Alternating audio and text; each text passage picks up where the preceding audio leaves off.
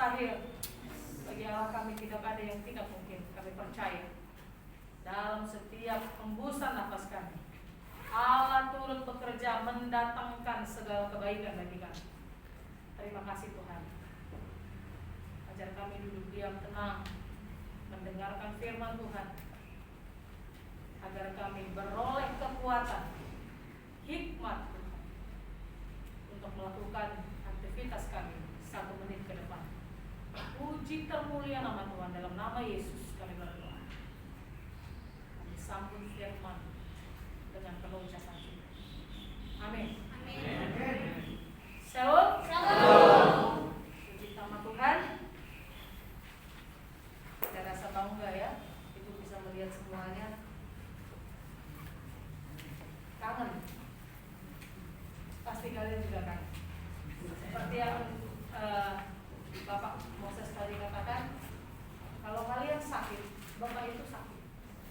Makanya 2 minggu Ibu sakit, Ibu gak berani telepon Bapak.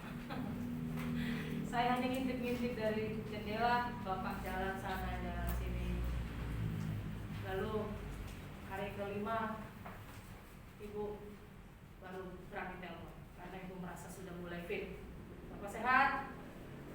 Makasih Pak buat kiriman makanannya, enak sekali. Karena Ibu tahu Bapak pasti merasa sedih.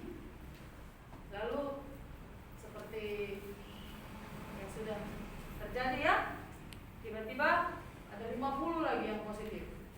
Tapi firman Tuhan berkata, tenanglah agar kamu dapat berdoa.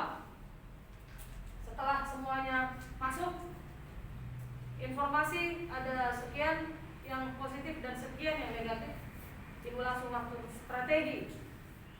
Kita zoom para pengurus asrama. Ibu atur. Begini. Bagi yang mau kerja di sini silakan, ini begini. Dan puji Tuhan, hari ini semua selesai. Amin. Tuhan ajaib, Tuhan kita besar. Jangan pernah ada yang menyerah, jangan ada yang takut. Amin.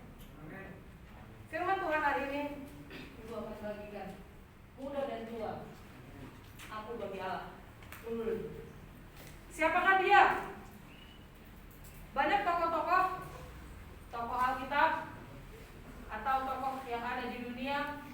Saat muda dia bersemangat, saat muda dia bersinergi. Lalu pada masa usia produktif dia bisa bekerja luar biasa. Tetapi menjelang masa tuanya dia kalah dengan usia. Dia kalah dengan semua masalah. Banyak masalah. Ke depan banyak masalah. Kamu masih enak. Ya, Ibu pernah merasakan dia selama ini tidak ada masalah. Hanya ada masalah apa? Menjelang ujian kamu stres, tugas belum dikerjakan karena kamu menumpuk tugas-tugas, betul? Kamu yang membuat dirimu stres. Masalah makan tidak ada. Saat kita lapar bunyi bel, dulu masih ada bel, jam 6 kami harus turun. Tapi saat dikasih makan pun kita bertingkah untuk tidak makan. Betul apa betul? Betul. Setelah kamu di kos, kamu akan merasakan betapa susahnya mencari sebutir beras. Camkan baik-baik. Jadi jangan ada anak-anak yang tidak turun makan, makanan yang tidak enak atau tidak menurut seleramu. Nanti kau akan berjuang. Kakimu harus berjalan setiap pagi untuk bekerja dan memperjuangkan. Makan apa saya besok? Nah, selama kau di asrama, nikmati. Ada orang yang mungkin di luar sana bahkan tidak bisa makan 3 kali sehari seperti kita yang ada di sini. Jangan pernah mengeluh. Saat ini kalian masih memasuki usia produktif, bukan? Ini perlu Ibu sampaikan. Ibu kadang-kadang kalau mau khotbah di depan kalian mau ngomong apa ya? Kalian sudah tahu semua kan? It's my life. Bukan it's my dream ya. It's my dream was not her. Bukan. It's my life. Hidupmu adalah khotbahmu. Percaya itu. Ibu sudah sering katakan. Kalau kamu pintar bicara, but your life tidak menunjukkan apa yang kau lakukan, apa yang kau katakan, orang sudah berpikir itu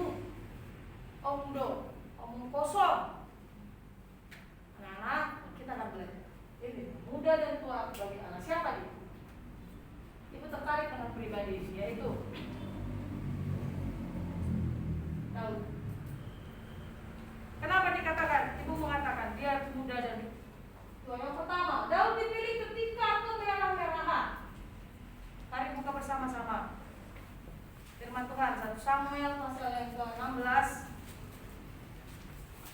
Kita membaca dulu keseluruhan firman Tuhan ini. 1 Samuel pasal yang ke-16 ayat yang pertama sampai ayat yang ke-13.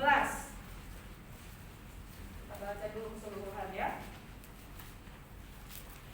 1 Samuel pasal yang ke-16 ayat pertama sampai 13. Ibu akan membaca ayat yang pertama, kalian ayat yang kedua, demikian seterusnya. Daud diurapi menjadi raja. Beginilah firman Tuhan. Berfirmanlah Tuhan kepada Samuel, berapa lama lagi engkau berduka cita karena Saul? Bukankah ia telah kutolak sebagai raja atas Israel? Isilah tabung tandukmu dengan minyak dan pergilah. Aku mengutus engkau kepada Isai, orang Betlehem itu, sebab di antara anak-anaknya telah kupilih seorang raja bagiku. Tetapi Samuel berkata, bagaimana mungkin aku pergi? Jika Saul mendengarnya, ia akan membunuh aku. Firman Tuhan, bawalah seekor lembu muda dan katakan, aku datang untuk mempersembahkan korban kepada Tuhan. Kemudian undanglah Isai ke upacara pengorbanan itu. Lalu aku akan memberitahukan kepadamu apa yang harus kau perbuat. Urapilah bagiku orang yang akan kusebut kepadamu. Samuel berbuat seperti yang difirmankan Tuhan, dan tibalah ia di kota Betlehem. Para tua-tua di kota itu datang dan mendapatkannya dengan berkata dan berkata, adakah kedatanganmu ini membawa selamat? Jawabnya, ya benar. Aku datang untuk mempersembahkan korban kepada Tuhan. Kuduskanlah dirimu dan datanglah dengan daku ke upacara pengorbanan ini. Kemudian ia menguduskan Isai dan anak-anaknya yang laki-laki dan mengundang mereka ke upacara pengorbanan itu. Ketika mereka itu masuk dan Samuel melihat Eliab, lalu pikirnya, sungguh di hadapan Tuhan sekarang berdiri yang diurapinya. Tetapi berfirmanlah Tuhan kepada Samuel, janganlah pandang parasnya atau perawakan yang tinggi, sebab aku telah menolaknya. Bukan yang dilihat manusia yang dilihat Allah. Manusia melihat apa yang di depan mata, tetapi Tuhan melihat hati. Lalu Isai memanggil Abinadab dan menyuruhnya lewat di depan Samuel. Tetapi Samuel berkata, orang ini pun tidak dipilih Tuhan. Kemudian Isai menyuruh Syama lewat, tetapi Samuel berkata, orang ini pun tidak dipilih Tuhan. Demikianlah Isai menyuruh ketujuh anaknya lewat di depan Samuel. Tetapi Samuel berkata kepada Isai, semuanya ini tidak dipilih Tuhan. Lalu Samuel berkata kepada Isai, inikah anakmu semuanya?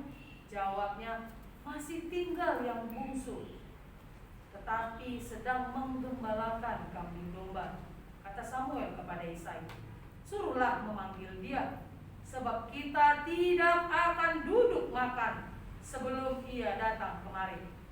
Kemudian disuruhnya menjemput dia. Ia merah-merahan, matanya indah dan parasnya elok. Lalu Tuhan berfirman, bangkitlah, urapilah dia, sebab inilah dia. Kita bersama-sama.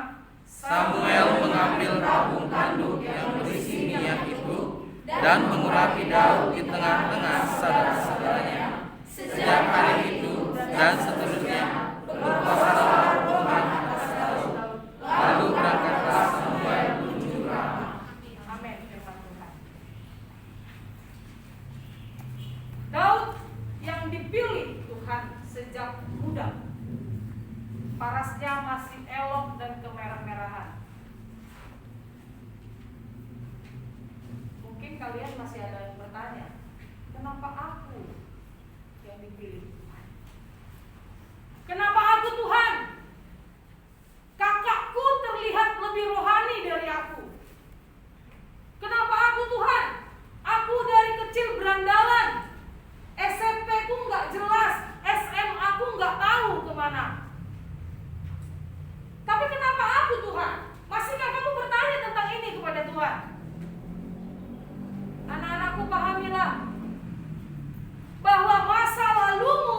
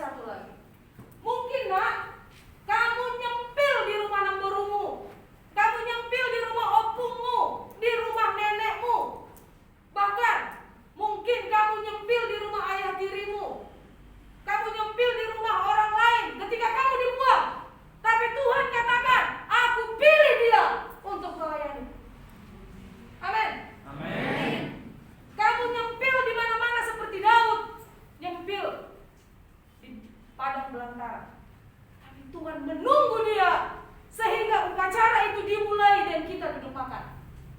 Ingat, Tuhan tidak akan memulai upacara ini bila suhadi tidak ada, bila warni kasih tidak ada, bila ufi tidak ada. Percaya itu, keluargamu akan diberkati lewat hidupmu. Amin.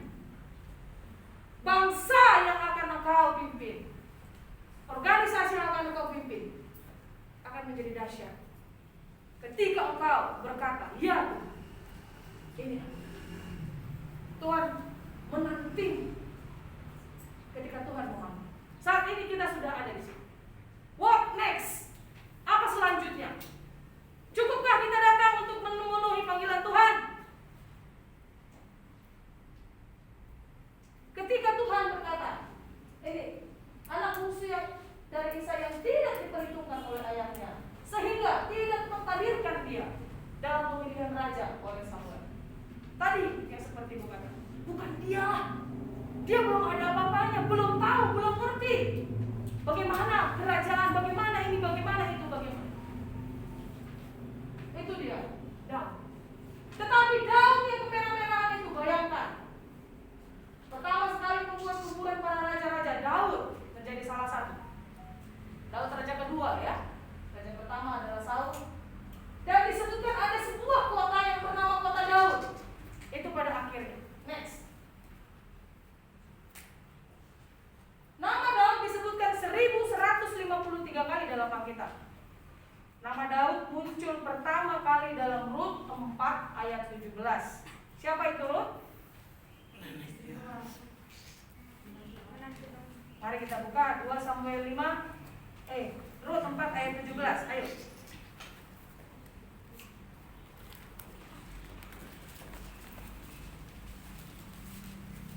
Salah seorang membacakannya.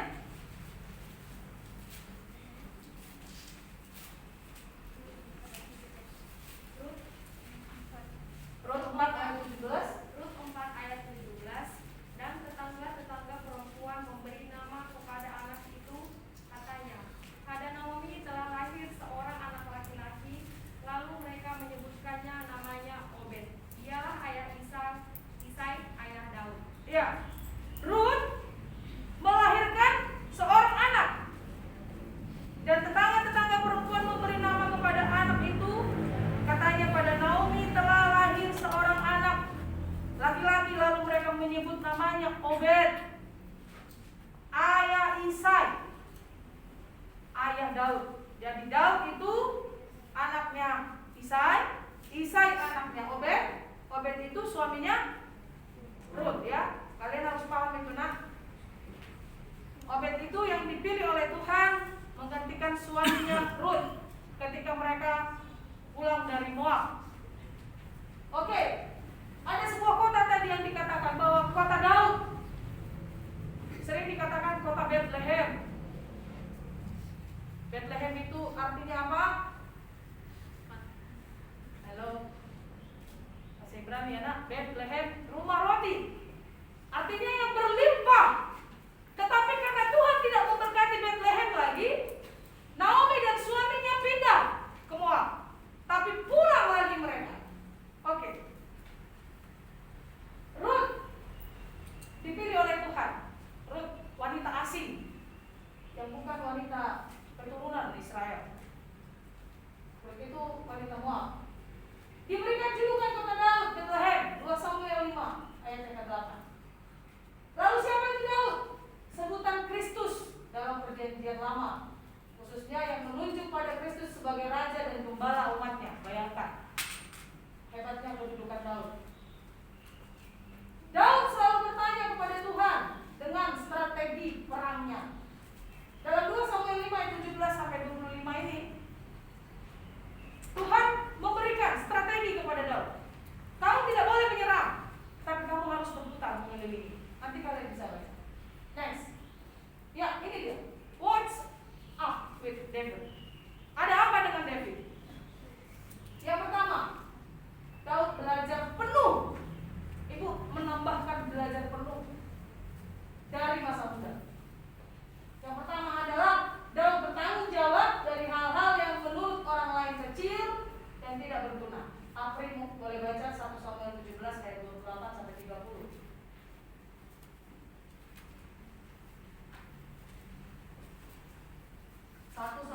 17 ayat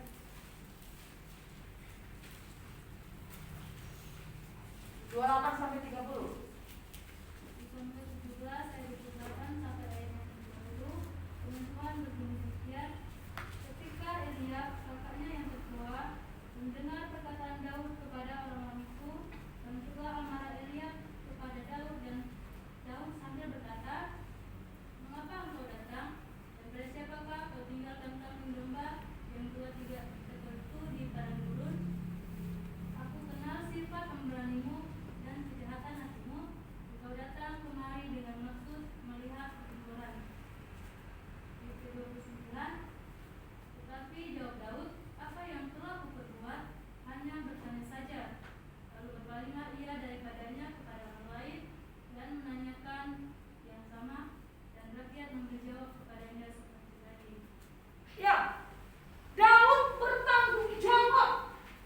Mulai belajar dari masa mudanya. Dia melihat apa yang terjadi. Setelah dia datang bertanya kepada kakaknya, "Ini apa, Kak? Kenapa, Kak? Kenapa dia berbuat seperti itu?" Karena dia sudah pernah mengalaminya. Kalau ada di sana kambing berteriak, dia ngapain? Duduk-duduk saja? Pasti dia berlari. Dia datang, dia penasaran. Ada apa ini ya? Kenapa ya? Lalu setelah kakaknya berkata apa? "Ngapain kau kesini?" Dia tidak mendapatkan jawaban. Apa yang dilakukan dia? Apakah dia mundur? Mundurkah dia tadi? Tidak. Dia bertanya lagi kepada yang lain. Dia tidak menyerah. Dia bertanggung jawab. Bagaimana dengan kita? Sudah cukup bertanggung jawab nggak? Halo? Kamu kerja praktis 3 orang, 2 orang? Oh, dia nggak kerja kok. Benar? Benar nggak? Sebagian ada yang begitu ya. Kamu melihat orang lain, kok dia nggak kerja? Aku kerja terus. Hey, stop berpikir begitu. Jika kamu bertanggung jawab dan berlatih untuk hal kecil yang kau buat, Tuhan percayakan hal yang besar. Ingat baik-baik. Jangan bersungut-sungut. Kok dia apa ngepel? Dia nyatu terus. Dia cuma itu ngelap-ngelap 1 kali. Ingat, tenang aja. Seperti yang ibu bilang, kamu kerjakan saja bagianmu. Aku saja yang ngepel. Dia cuma ngelap-ngelap. Kalau ada orang yang begitu, dia akan pegang lap terus sampai tua. Dia akan tidak dipercayakan Tuhan hal-hal yang besar. Belajarlah bertanggung jawab. Tugasmu bagaimana? Orang sudah sibuk, enggaklah besok aja, enggaklah besok aja, enggaklah besok aja. Ayo ini enggak, minggu depan loh, masih ada 2 hari, masih ada 7 hari kok. Orang kan? Dan biasanya orang-orang yang begini, orang-orang yang mungkin punya laptop sendiri kan. Biasanya orang-orang yang seperti ini orang-orang yang cuek ya. Dia nggak punya apa-apa, dia tahu nanti temannya nggak bisa kerjakan, dia kerjakan. Tapi ada juga yang udah nggak punya apa-apa, nggak punya ini, tetap juga ada yang begitu. Ada. Di sini nggak ada ya. Tapi dia bertanggung jawab. Itu yang pertama. Yang kedua, Daud melindungi hewan peliharaan yang dijaganya. Bayangkan. Yang kemerah-merahan itu, anak kecil itu bisa melindungi hewan peliharaannya. Ibu selalu terpesona dengan apa yang dikatakan oleh Alkitab kita. Boleh buka di dalam 1 Samuel 17 ayat 34 sampai ayat 38. Satu orang pria yang membacakannya. 1 Samuel 17 ayat 34 sampai 38. Ayat 34.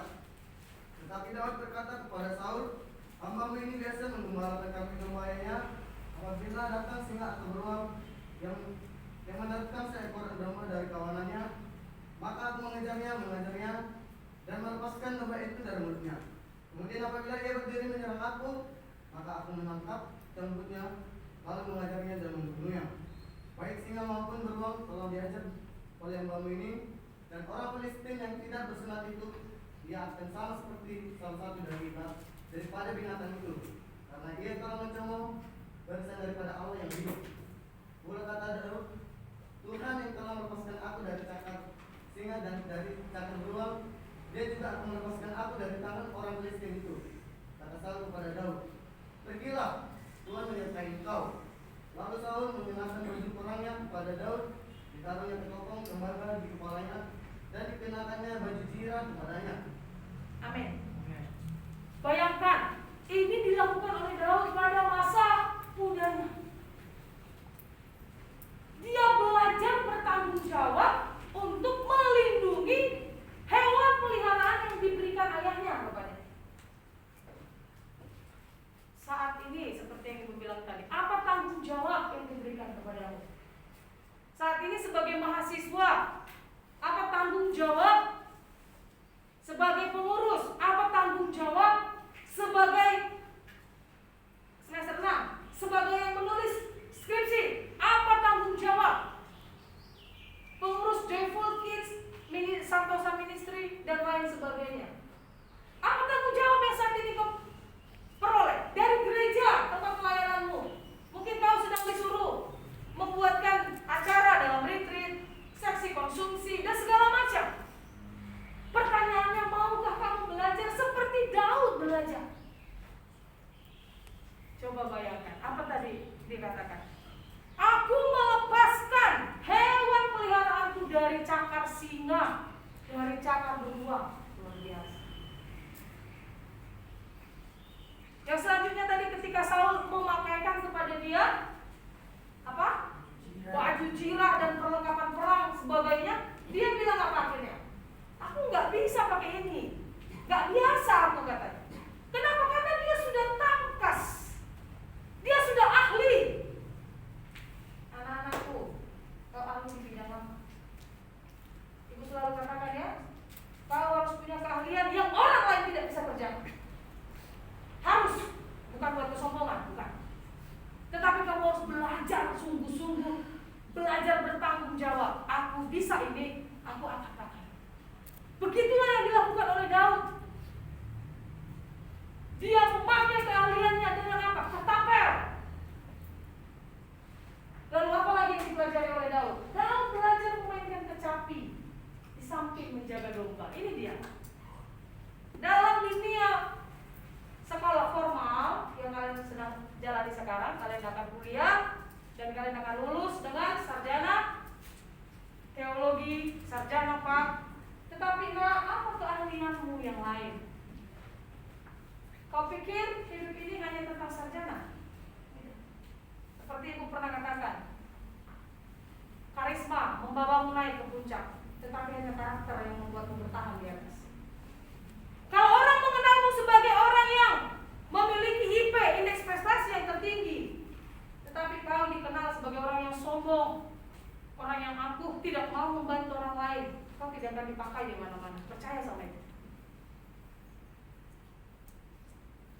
Kau dengan indeks prestasi yang tinggi, tetapi kau tukang korupsi, tukang jelek-jelekin orang, tidak akan dipakai di mana-mana. Percaya sama itu. Kamu merasa hebat, kamu perasaan hebat, perasaan pintar. Ya. Tapi kalau pintar merasa, pintar memakai perasaan, tahu ya artinya ya? Kau pintar merasakan apa yang dirasakan oleh dia. Seperti lagu kalian tadi yang semester 6, tak ada yang memisahkan kita.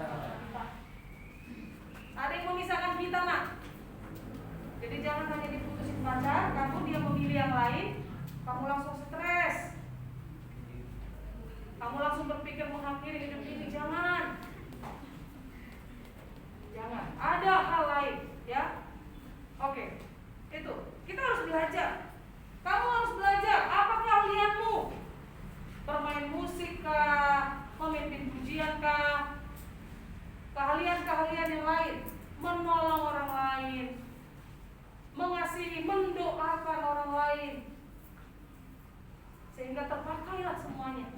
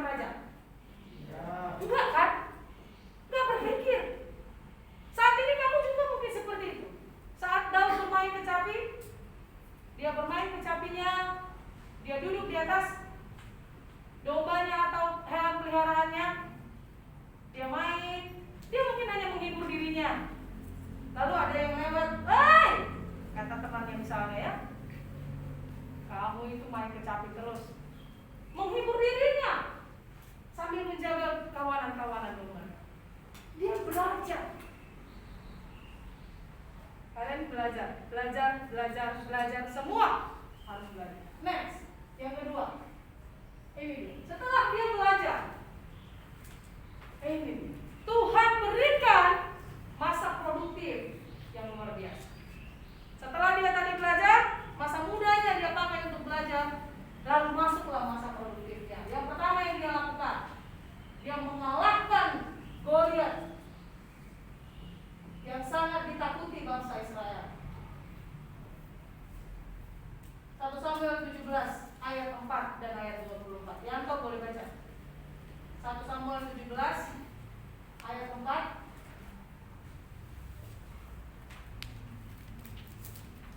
dan 24.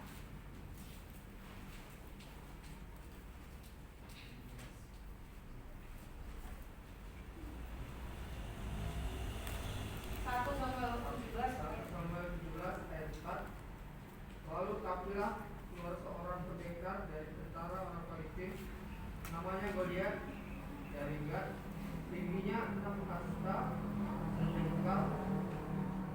Ayat 24.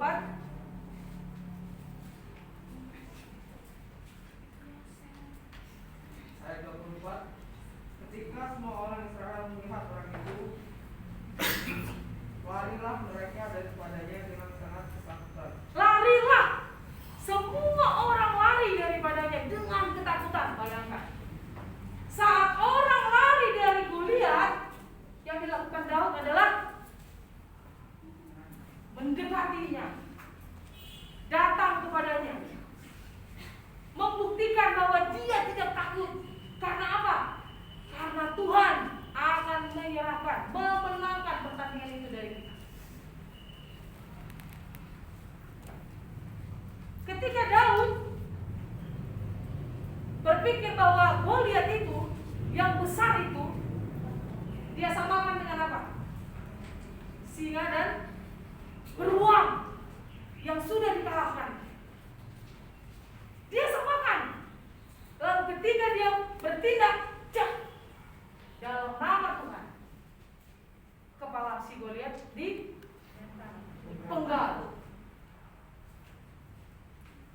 Kira-kira bila Daud selama ini tidak berlatih sedemikian saktinya dan tangkasnya, apa yang terjadi? Batunya meleset ya? Benar gak? Berapa kali dikatakan batunya itu meleset? Hah? 3 kali? Tidak ada. Saat dia mengambil batu pertama, sebenarnya kalau ini batunya dialih-alihkan ya, begini, bukan diketapel, tapi itulah pandangan orang. Lalu diputar-putar batunya. Bayangkan kalian, kalau dia tidak ahli, dia nggak akan bisa, betul? Betul? Dia satu dalam nama Tuhan Yesus. Kalau dia tidak ahli, tidak akan mungkin. Seperti yang dibilang tadi, tepat sasaran. Kalau akan dipakai, nanti kau PPL di sana akan membuktikan praktek pertama kalian. Kalian yang semester 6 sudah siap belum kalian? Jangan-jangan kau nggak ngapa-ngapain nak di sana karena kau nggak tahu apa-apa. Halo semester 6 masih ada 1 semester ini kamu mau belajar apa? Masih ada mahasiswa yang dulu cerita sama ibu, aku nggak tahu aku bisa apa. Ini terjadi, ya. Kamu jangan sampai nggak bisa tepat sasaran. Belajar. Semester 7 kalian menyusun skripsi, semester 8 kalian akan PPL. Apa yang bisa kau lakukan? Lalu setelah itu apa lagi? Daud mengalahkan banyak sekali musuh dan perang. 2 Samuel 8 ayat 1 sampai 14. Di sana banyak sekali perang-perang yang dikalahkan oleh Daud. 2 Samuel. Kita baca satu saja. Kevin boleh baca ayat yang ke-14.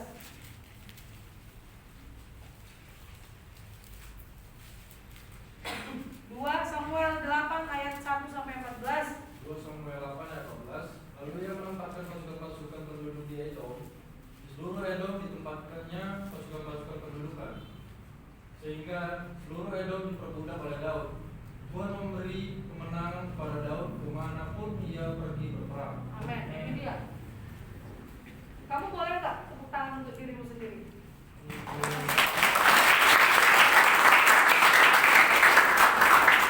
Kira-kira kamu punya mimpi nggak kan? Seperti ini. Daud diberkati oleh Tuhan dan dia mendapat kemenangan kemanapun dia berperang. Wow, hebat nggak? Itu dia. Maka desa roh Kristian berhasil kemanapun dia pergi. Dan dirimu sendiri, ya. Tapi kalau yang seperti ibu bilang, kalau ada kamu organisasi bubar, kau akan dipatahkan oleh Tuhan. Percaya sama itu. Kalau ada kamu, masalah aja yang datang. Kalau kalian nggak usah digesek lah kalau mau jadi begitu ya. Sayang waktunya. Tapi kalau kamu bermanfaat, berguna, kemanapun, dikatakan tadi ayat yang 14, Tuhan memberi kemenangan kepada Daud kemanapun ia pergi berperang. Kenapa?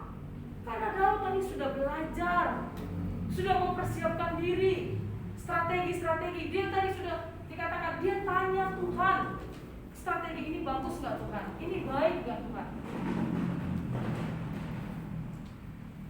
Lalu apa? Masa produktif Daud yang luar biasa. Allah berjanji menyertai keluarga Daud dan membuat keturunan Daud mendirikan tempat bagi Allah. Anaknya Salomo yang dipilih oleh Tuhan untuk mendirikan bait Allah. Kamu dan keturunanmu akan dipakai oleh Allah. Ibu sudah sering katakan, kamu tidak bisa memilih di keluarga seperti apa kamu dilahirkan. Kamu tidak bisa memilih di keluarga seperti apa kamu dibuat. Kamu nggak boleh milih mamamu siapa, betul? Boleh nggak kau ganti mama? Tidak. Ganti bapak? Tidak. Tetapi kamu boleh memilih keluarga seperti apa yang akan kamu buat. Ingat itu nak. Arlina tidak bisa memilih mamanya Ibu Triana. Nggak bisa. Tetapi kamu boleh memilih keluarga seperti apa yang akan kamu buat. Apa artinya? Jangan kau lihat ke atas, kau menyesali. Bapakku siapa, mamaku siapa, opuku siapa. Tapi buatlah keluargamu seperti ini. Mendirikan bait Allah. Keluargamu menyembah Allah. Ketika kamu sudah dipilih oleh Tuhan, kamu jangan lihat ke atas. Untuk apa aku dilahirkan? Sama seperti tadi, Daud yang kemerah-merahan tidak menyesali. Kakaknya yang jahat, kakaknya yang nggak boleh begini, nggak boleh begini. Daud tidak merencanakan kejahatan kepada keluarganya. Dia melihat ke bawah. Generasiku, keturunanku, seperti apa yang akan dibuat. Ketika Tuhan berjanji, bukan kamu yang membangun bait Allah Daud, tapi anakmu Salomo. Daud berkata, silakan, please. Dia tidak potong. Ya nak. Tetapi ini yang kedua. Yuk, next. Ada saatnya manusia itu berdosa.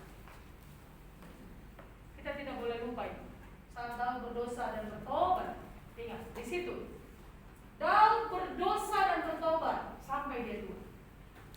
Ketika Daud melakukan dosa, ini saking pintarnya, saking jagonya berstrategi, dia jatuh ke dalam dosa. Apa dosa yang dilakukan oleh Daud? Wanita ya.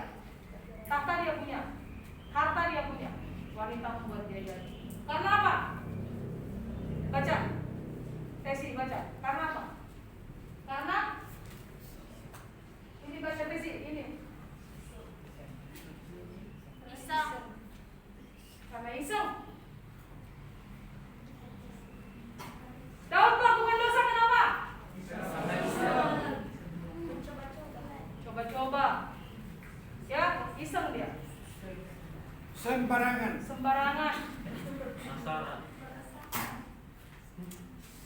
Siapa yang saat ini iseng? Halo.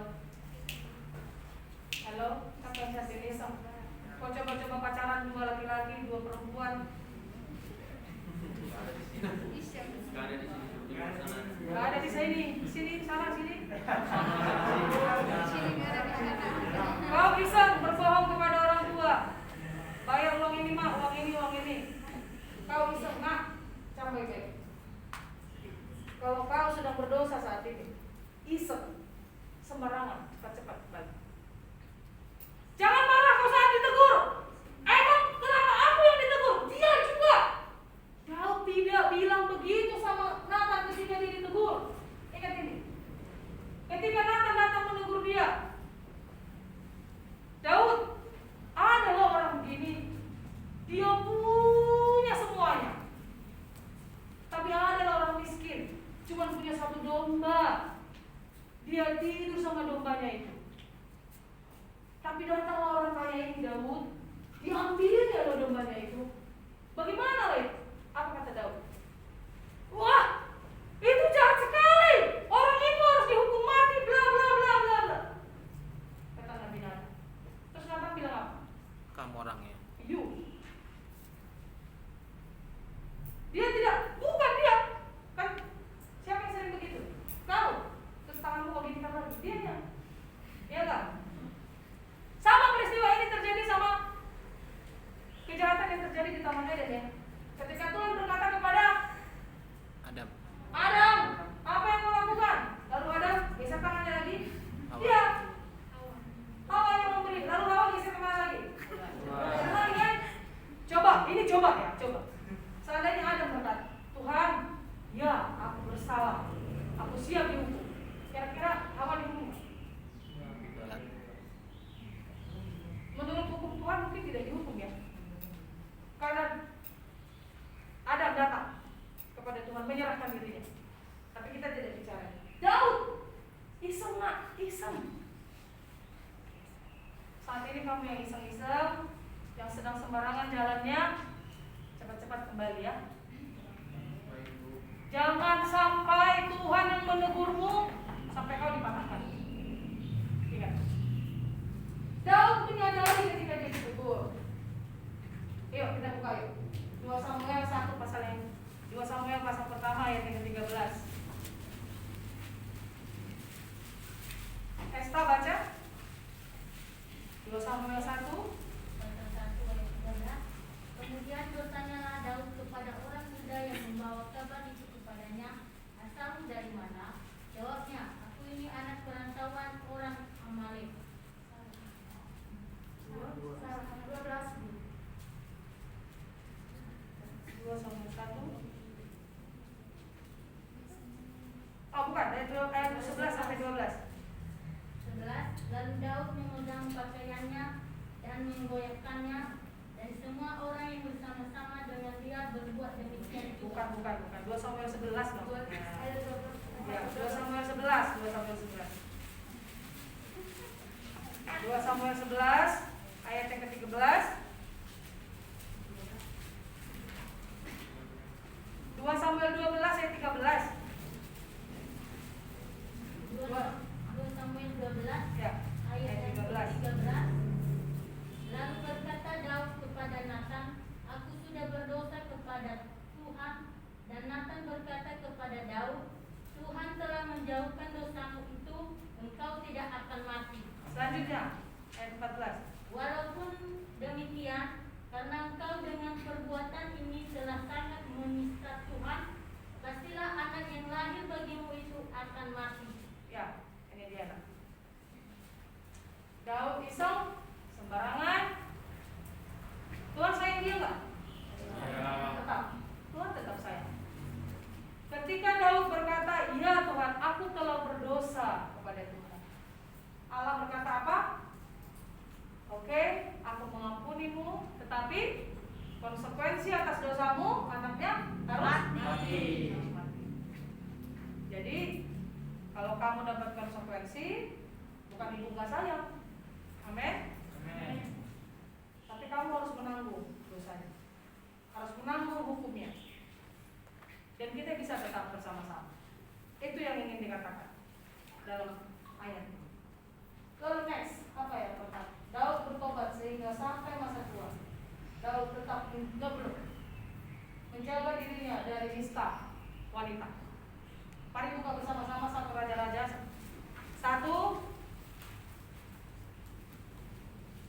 Raja-Raja pasal yang pertama ayat 1 sampai 4. Ini kita akan baca semuanya.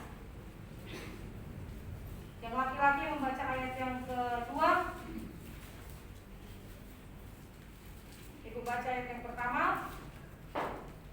Ayat yang ketiga perempuan, ayat 4 kita bersama-sama. Hari tua Daud dan soal penggantinya.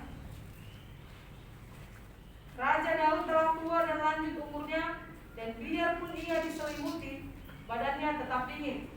Lalu kata-katanya kepadanya, raja kepada raja seorang wanita untuk melayani dan merawat saja. Biarlah ia balik kemampuanmu, sehingga badan aku raja menjadi panas. Maka di seluruh daerah Israel dicarilah seorang gadis yang cantik, dan didapatlah Abishag, gadis Sunem, lalu dibawa kepada raja. Kita bersama-sama. Gadis itu amat cantik, dan dia menjadi perawat raja dan melayani dia, tetapi raja tidak bersekutu dengan dia. Sampai tua, Daud menyadari dosa yang dilakukan dia adalah wanita. Tetapi ketika dia diperhadapkan dengan seorang perempuan yang cantik di seluruh bumi ini, dia ingat dia pernah berjanji kepada Tuhan, sehingga dosa itu tidak lagi dilakukannya sampai dia meninggal, sampai dia tua. Next. Now what's up with you? Bagaimana dengan kamu? Usia muda, apakah kamu jadikan penghalang untuk dipanggil Tuhan? Dengan luar biasa, kamu yang masih berkata, aku belum bisa bicara, aku belum tahu apa-apa. Ingat baik-baik lah. Kita tadi sudah belajar banyak ya, udah banyak. Berhentilah bersungut-sungut. Berhenti mengatakan kau tidak bisa. Belajar, belajar, belajar. Nanti usia produktif, kamu akan masuki masa 25 sampai 35 tahun. Itu masa produktifmu sampai 40 tahun, 45 tahun. Jika Tuhan berkenan memberimu umur panjang. Karena teman-teman kami pun sudah banyak yang berangkat duluan. Banyak, teman-teman ibu udah banyak. Kalau Tuhan memberikanmu umur yang panjang, usia produktifmu ada, masa 25 sampai 45 tahun, jangan lakukan terus berdosa. Biarlah Tuhan memakaimu. Ingat, pakailah dengan maksimal, bukan maksiat ya, maksimal, dan jauhkan dirimu dari iseng, agar kita dapat terus dipakai Tuhan. Jangan iseng nak. Kamu harus belajar dari sekarang. Jangan iseng merintilin punya orang. Jangan iseng ngintipin orang, ngintipin harta orang. Kamu iseng ngintipin uang orang, mencuri orang. Hati-hati, kau biasa mencuri 100.000, kau akan jadi pencuri ke penjara. Yang sudah melakukan jangan melakukan lagi. Yang iseng main-mainin perasaan orang. Hai adek cantik, hai adek manis, abang sayang padamu, gak bisa tidur, gak bisa memikirkanmu berhenti, dan bla bla bla bla. Bertobat. Kalau kau terbiasa melakukan itu, kau terbiasa nanti di luar sana, dan kau akan menjadi pendeta cabul, sampah. Tidak akan dipakai oleh cabul dan jadul. jadul. Hati-hati nak, hati-hati. Ingat, itu iseng berawal dari iseng. Perjalanan yang iseng. Kau iseng mencoba merokok, yang masih merokok. Coba kau pikirkan, betapa sayangnya uangmu itu beli rokok, uang makanmu belum bayar. Bolpen aja kau selalu pinjam. Kuota kau mengandalkan wifi, tapi kau rajin merokok. Hati-hati. Hati-hati ya, cewek-cewek yang mengandalkan kecantikan untuk mendapatkan handphone, untuk mendapatkan uang lebih dari pacar. Pacarmu kau pasang di sana, kau pasang di sana, kau pasang di sana, kau pasang di sana. Hei, bertobat. Ibu harus tekankan itu. Ibu sudah katakan, jangan iseng. Jangan sampai kecantikanmu membuatmu jatuh dan terjebak, gak bisa bangun-bangun. Jangan jelalatan. Jangan. Bertobat.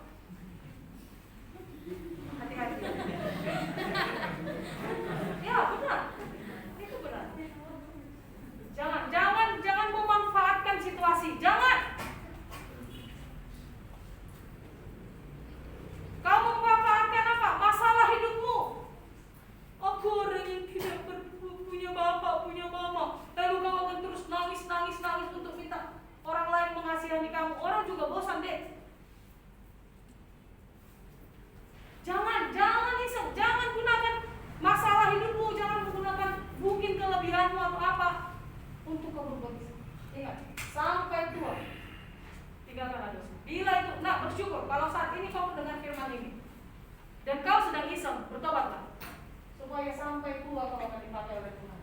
Dan dosa itu tidak dipakai Tuhan untuk menghancurkan hidup. Sampai mulut teman. Kalau itu terjadi, sama. Saat kita jatuh, bangkit. Siapa yang gak pernah jatuh? Semua pernah jatuh. Seperti yang Ibu bilang kemarin, kerikil-kerikil kecil yang membuat kita jatuh, amin? Amin. Jatuh. Ibu pernah jatuh, tapi bertobat. Saat sudah bertobat, berjanji kepada Tuhan, aku tidak akan mengulangi seumur hidupku. Aku yang pernah mencuri, Tuhan, tidak mencuri. Aku yang mengingini. Makanya jangan iseng, jangan lihat-lihat baju temannya di lemari, uang temannya di dompet, foto-foto yang gak penting, video-video yang gak berguna. Tuhan murka. Oke? Amin ya? Amin. Pelajari. Ini waktu yang diberikan Tuhan untuk kita supaya kita bertobat. Oke, next. Kita baca yang terakhir, Galatia 1 ayat 15. Galatia pasal yang pertama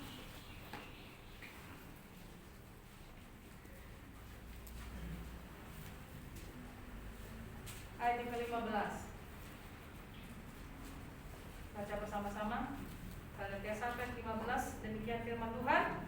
Tetapi waktu Dia yang telah memilih aku sejak kandungan ibuku dan memanggil aku oleh kasih karunia-Nya.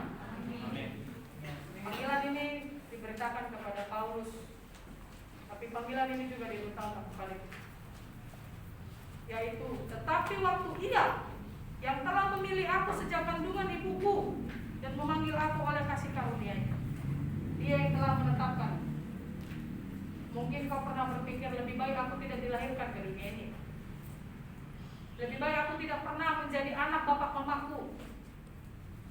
Percayalah, Tuhan melihat engkau di sudut manapun engkau disempilkan oleh orang tuamu. Disempilkan oleh siapa saja. Seperti Daud, dipakai oleh Tuhan, dipanggil oleh Tuhan, dan diperlengkapi. Saat dia jatuh, dia cepat-cepat berbalik dan meninggalkan dosanya. What's up with you? Bagaimana dengan kamu? Hari ini kau dengar firman Tuhan, kau sudah dipanggil, dipilih oleh Tuhan sejak dari dalam kandungan. Biarlah sampai seumur hidup Tuhan memakai. Kita berdoa. Mahasiswa-mahasiswa STT KSM Kota Asih dalam periode tahun 2022, Tuhan mengingatkan kita betapa berharganya kita bagi Tuhan. Seperti Tuhan memanggil, menunggu Daud untuk sebuah upacara, Tuhan mungkin menunggumu untuk memulihkan keluargamu. Firman Tuhan yang kita baca tadi, sejak dalam kandungan ibumu, mungkin kau tidak tahu siapa bapak, mungkin kau tidak menginginkan kelahiran di dunia ini, tetapi lihat betapa kau berharganya bagi Tuhan. Betapa Tuhan menunggu kita mahasiswa-mahasiswi KSM yang saat ini ada. Dan Tuhan ingin memakaimu dengan luar biasa.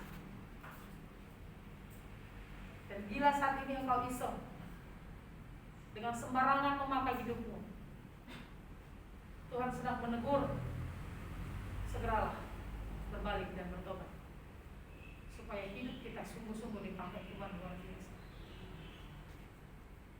Bapa yang baik, terima kasih Tuhan. Tuhan memilih kami menjadi hamba-Mu. Tuhan menempatkan kami di tengah-tengah Indonesia, di tengah-tengah pergumulan keluarga kami. Terima kasih Tuhan. Tuhan memanggil, memakai kami untuk sebuah rencana Tuhan yang indah, untuk sebuah rencana Tuhan yang luar biasa. Ke depan kami tidak tahu apa yang akan dan harus kami lakukan, tapi kami terus percaya bersama dengan Tuhan kami bisa Tuhan. Bapa, hamba berdoa secara khusus bagi kami semua, anak-anakku dan kami semua yang ada di tempat ini. Bila hari ini Tuhan ada dosa yang kami lakukan dengan iseng, dengan sembarangan, kami memanfaatkan keadaan, kami mengintip-intip uang orang lain, kami mengintip-intip harta orang lain, ampuni kami. Ampuni anak-anakku Tuhan, agar mereka benar-benar bisa lurus berjalan bersama dengan Tuhan. Terima kasih. Pakailah kami sampai kami menutup mata, sehingga tidak ada dosa yang kami lakukan yang mendukakan hati Tuhan. Ampuni kami Tuhan bila kami melakukannya. Untuk itu Tuhan Yesus, kami percayakan hidup kami kepada Tuhan. Kuatkan iman kami untuk terus teguh percaya dan berpegang kepada Tuhan, agar semuanya kehidupan kami sungguh-sungguh menyenangkan hati. Terima kasih. Terima kasih. Kuatkan kami untuk tidak berbuat dosa lagi. Kuatkan kami untuk terus berjalan kudus dengan iman yang kuat dan penuh kasih kepada Tuhan. Terima kasih Bapa. Selimuti tempat ini dengan darah Yesus, agar hidup kami sungguh-sungguh berkenan di hadapan. Terpujilah nama-Mu. Dalam nama Tuhan Yesus Kristus, ini kami hamba-hamba-Mu yang akan Engkau pakai dengan luar biasa dan dahsyat dalam segala perencanaan Tuhan. Terima kasih Tuhan. Dalam nama Tuhan Yesus Kristus kami berdoa dan berdoa. Amin. Amin.